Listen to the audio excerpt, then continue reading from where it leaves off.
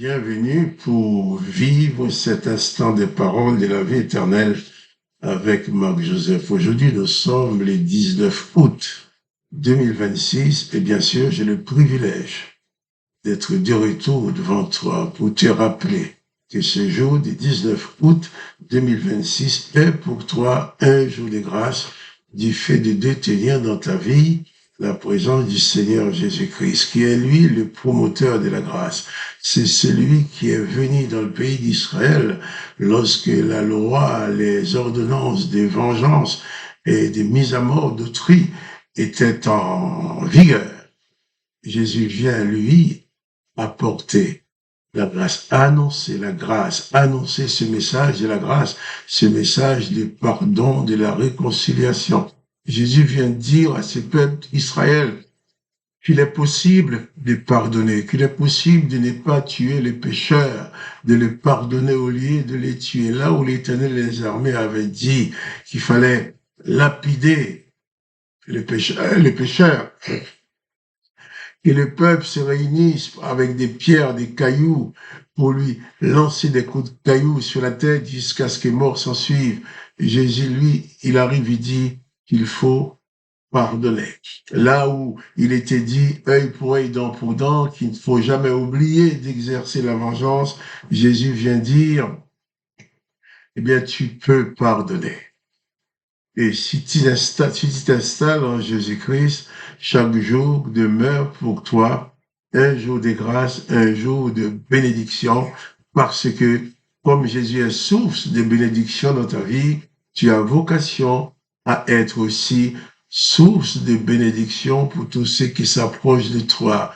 En Jésus-Christ, il n'y a aucune malédiction. Si Jésus-Christ est dans ta vie, eh bien, il n'y a aussi aucune malédiction dans ta vie. C'est pour cela, tu ne peux même plus maudire tes ennemis comme l'a ordonné l'Éternel des armées, comme c'est écrit dans l'Ancien Testament. Tu ne peux plus maudire, tu ne peux plus te venger contre celui qui t'a fait du mal. Parce que en Jésus-Christ, tu es installé dans la grâce, et comme tu as reçu grâce de la part du Dieu le Père, tu fais grâce à tous ceux qui s'approchent de toi.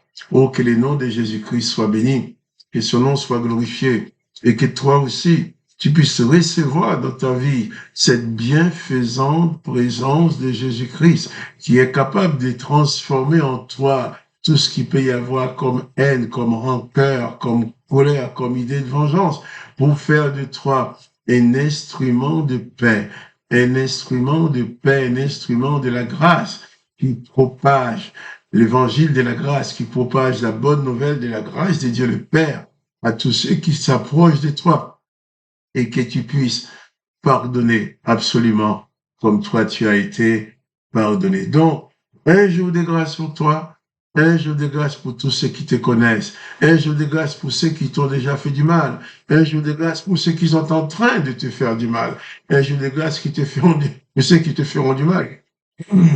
Dans les heures, les jours, les semaines ou les années qui viennent, tu dois être prédisposé à pardonner.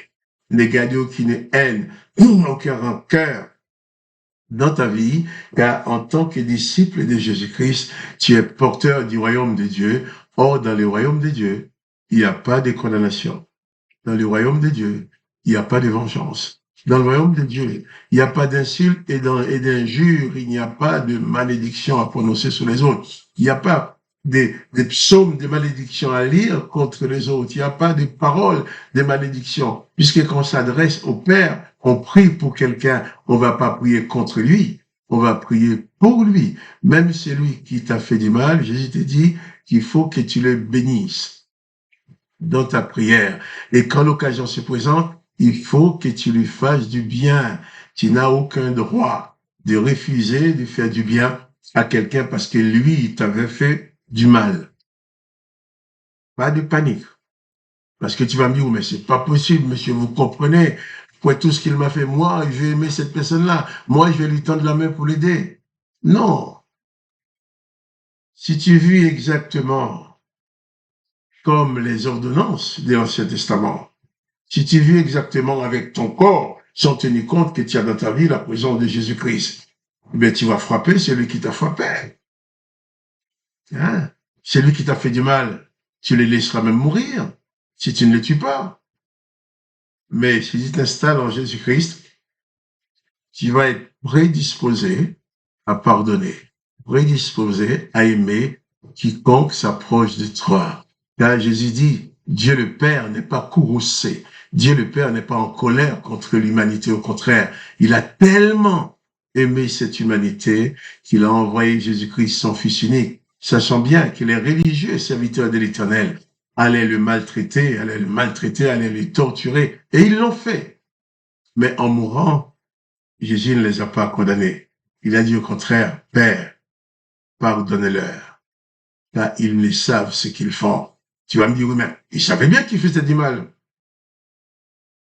Jésus savait que ces gens-là étaient endoctrinés par leur religion. Il y avait les ordonnances de l'Éternel qui étaient là pour les obliger à faire ce qu'ils ont fait à Jésus, parce que s'ils n'avaient rien fait à Jésus, ils auraient peut-être eu des graves problèmes avec leur Dieu, l'Éternel des armées.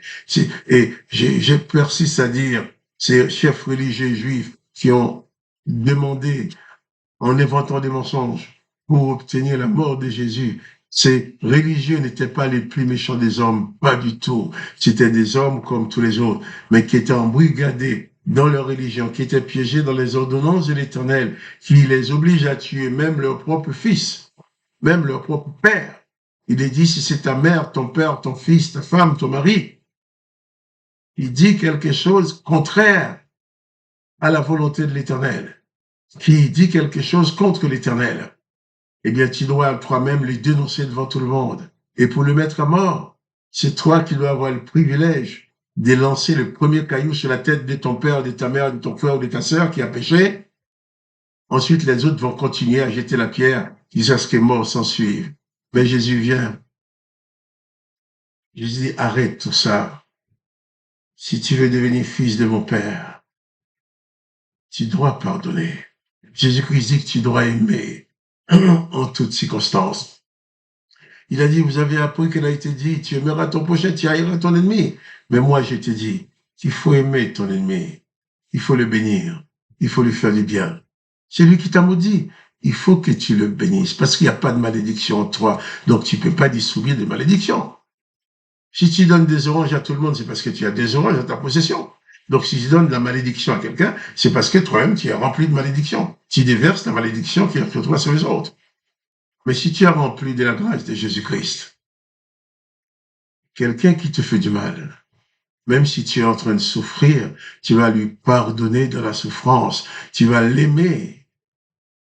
Et si l'occasion se présente, tu vas saisir cette occasion pour lui faire du bien.